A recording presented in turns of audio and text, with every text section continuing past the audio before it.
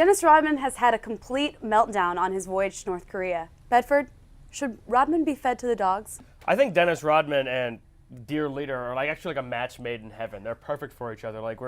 You have people like Steven Seagal who lose relevance and they join the Republican Party. People like Dennis Rodman, who are a little bit more out there, lose relevance and they join North Korea. You have all of these former NBA players who obviously they want to recoup some of that lost greatness, but they're realizing that this is all imploding the wheels on are national turning television. And they're like, oh. And you see, especially the one guy, there's one guy right over his shoulder in that video who's just He's already become a little dictator over there. He's sitting there in his chair with a cigar no, you don't judge me. And I never realized, I always just saw him wearing a dress and smiling. His voice is terrifying. So deep. He's terrifying. And the questions the CNN anchor was asking were pretty basic. Okay, you got this guy Kenneth Bay that's over there trapped in North Korea. He's being held in prison.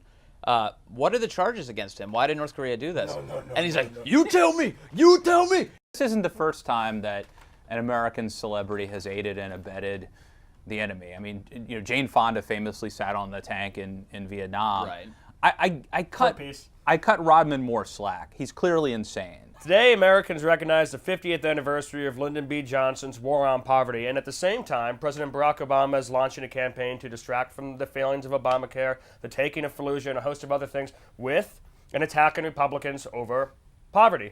Matt Lewis, do you think this is ironic?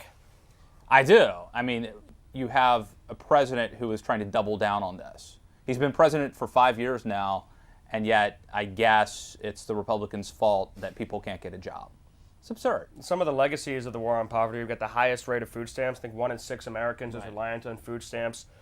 It's something like 70% of children that are born in poverty are become adults in poverty. The worst part is the media will go hook, line, and sinker today for why can't we just help more people? Right. And the unintended consequences of this have been pretty disastrous for a lot of poor people. The Washington Post and New York Times, without a hint of irony, will run a story about a family that has been completely 100% dependent on government for 3 generations. The point of the story isn't that dependence on government crushes the human spirit, that being raised in a family where no one's ever had a job crushes the human spirit. The point is the government's not doing enough. Right. How insane is that? Yeah, and the idea is to point out it's kind of flipped on its head. If you could have a family that's been on government assistance for 3 decades, that should be evidence that that maybe there's a bit of nurture involved in that viewpoint. We are essentially creating a society where you have people who have an infrastructure to be successful, a mom and dad at home, they're going to go to college, and you have other people who are from broken homes, perpetually from broken homes, getting government assistance. Of course there's going to be income inequality, and it's going to keep going that way until we do something to address the family issue. A guy who looks like one of the cast members of Duck Dynasty is out in Tennessee, and he's got this raccoon. His name is Rebecca, and poor Rebecca got seized by the government, and now Mark Coon Rippy Brown wants his raccoon back. How's he going to do that? He wants to run for governor. Tennessee is a Christian state. They should understand. We have dominion over the beasts. I mean, It means don't destroy nature, but you own it. It's yours.